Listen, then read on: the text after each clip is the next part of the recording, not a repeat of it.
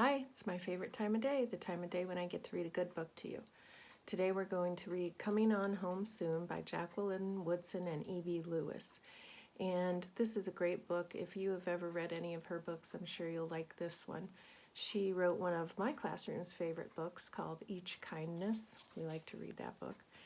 And the pictures in this book are going to be very important to help you understand what's happening. They're beautiful pictures. And they're important to the setting. I want you to think about the setting of this story while you're watching this. The setting is where and when something takes place. So the setting for this, by looking at this picture and the cover and even on the back, do you think this takes place in the future, in the past, or in the present?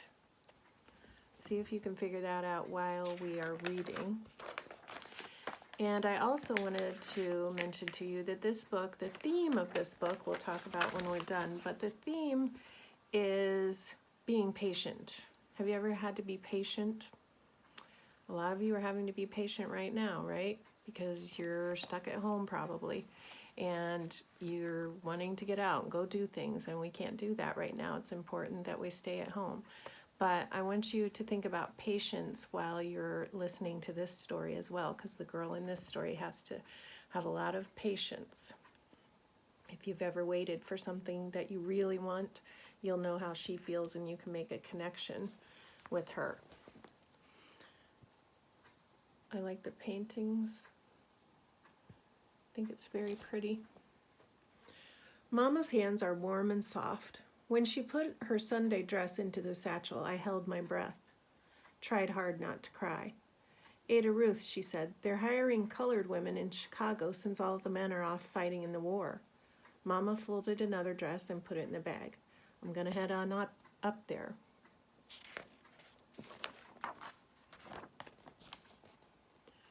Then she pulled me close up to her, pressed her face against mine. Make some money I can send on home to you. Outside, a pretty rain fell, making the brown fields shine. Ada Ruth, Mama said, do you know I love you more than anything in the world? Yes, ma'am, I whispered. More than rain, more than snow, Mama whispered back, the way we'd done 100 times before, or maybe 100,000. I really like that picture. Grandma holds me when I cry. Hush now, she says, it's going to be all right. Hush now, she says, your Mama's going to be coming on home soon. But Mama's been gone a long time, with no letter or money from her coming. Keep writing to her, Grandma says. So I do. So are you getting some ideas about the setting? When do you think this is taking place? Some of the pictures can give you a clue. There's snow this morning, and a small black kitten scratching against our door. There's milk this morning, warm from the cow. Grandma says, you know we can't keep it. Then pours milk into a saucer and sets it down on the floor. There's a war going on. Some days not much food to speak of. Cornbread and clabber milk for morning meal and supper. You know we can't keep it, Grandma says again.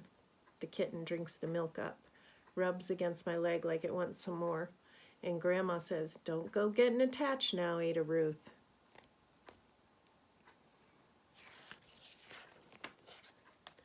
It's a slip of a thing, but its softness is big and warm as 10 quilts on my lap, warm as Mama's hands. I rubbed the kitten's back. More than snow, Mama said. I love you more than snow. I watched the snow come down fast. Try hard to remember the way my Mama smelled.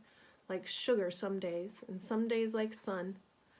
Some days like the lye soap that turned her hands yellow, but got the wash real clean. I blink hard, but the tears still try to come.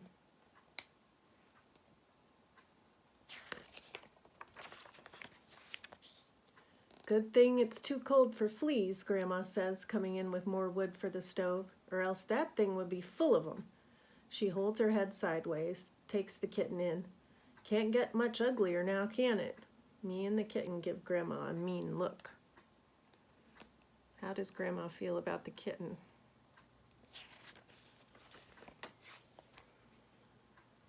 Isn't that a beautiful picture? And it says, time passes. Looks so cozy.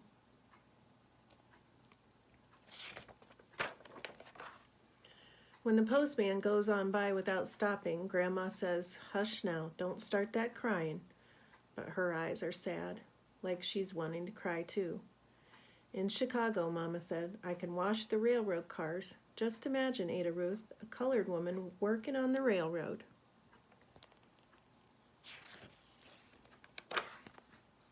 At night, me and Grandma listen to the radio, hear about the battles being fought and all the men who've died. I listen with my eyes closed, pray for all those men who won't be coming on home soon. Outside, the snow keeps falling. The war goes on and on. When Grandma turns the radio off, I rub my hand along the kitten's back and think about the women working on the trains. Just think. My mama, right there beside them.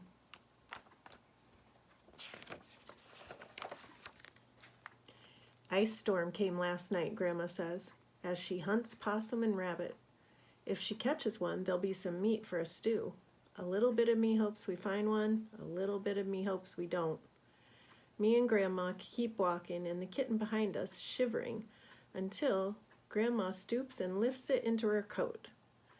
Don't you know about cold snaps, she asks, how they come on fast and sometimes stay? The land goes on, flat sometimes, and then climbing up into a hill.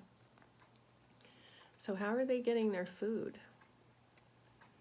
That's right, Abby, they're hunting for food. They're out there hunting. And are your feelings changing about how Grandma feels about the cat? Because remember, she picked it up and put it in her coat. Grandma says it all leads out into the big, wide world. One day, I'm going to set off to see it all. Maybe I'll go by railroad.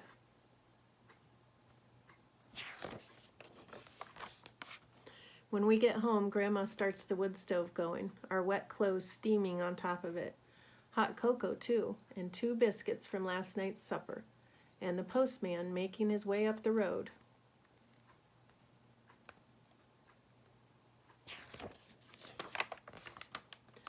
Thank you, Lord, Grandma whispers when he puts the letter with Mama's beautiful cursive in her hand. Money falling from it when Grandma steams it open, and the first line, "Tell Ada Ruth, I'll be coming on home soon." Like a song you want to sing over and over. So that's good news, right?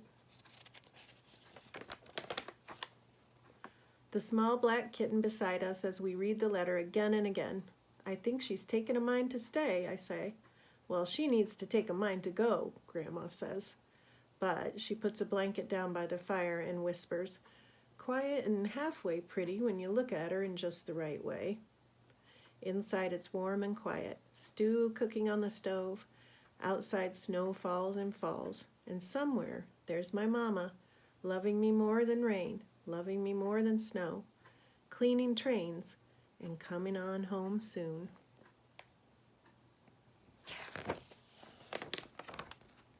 And who's coming? Yep, Mama's coming home. All right, so when do you think the setting, when did this take place? I think you're right. I think it's in the past. We got some clues about working on the railroad, and a war was going on, and some of the pictures tell you that this is not happening now, right? We don't usually have pots like this by the fire so we can cook with them, and some other things that look more old-fashioned. So I would say the setting is in the past. Did you make a connection with Ada Ruth, waiting for something or waiting for someone, having to be patient? She also had to make some sacrifices, didn't she? She didn't have enough food at times, but they had to go and hunt. So some of you might be making sacrifices right now. You can't go out to the movies. You can't go to school. You can't just go to the grocery store whenever you feel like it. So I think you can make a lot of connections with this book if you think about it. All right, I will see you next time. Bye, Addie.